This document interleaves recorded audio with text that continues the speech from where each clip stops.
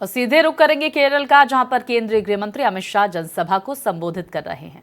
क्षमा मांगकर मेरी बात की शुरुआत करना चाहता हूं।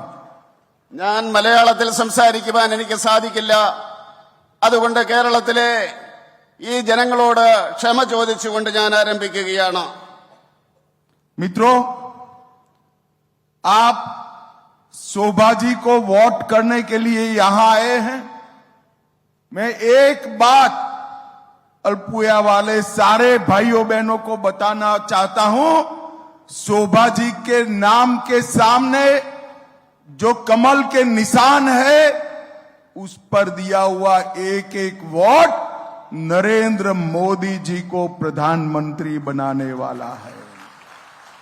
ഞാൻ ഈ ആലപ്പുഴയിലെ ജനങ്ങളോട് പറയുവാൻ ആഗ്രഹിക്കുകയാണ്.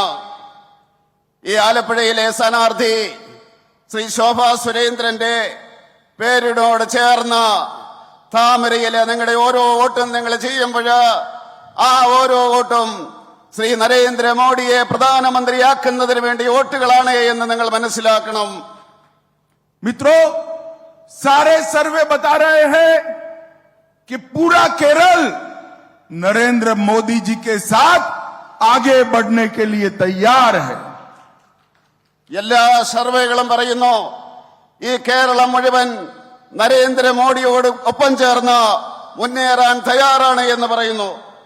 केरल के किसान और केरल के मछुआरा भाई भी नरेंद्र मोदी के साथ आगे बढ़ने के लिए तैयार है।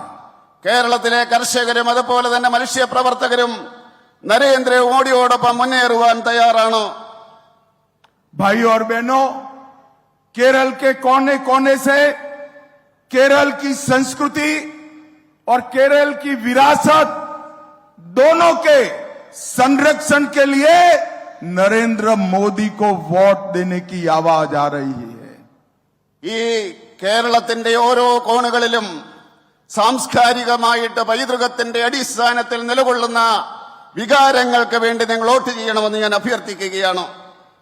केरल के भाइयों बहनों, केरल में 3 खेमे पड़े हुए हैं।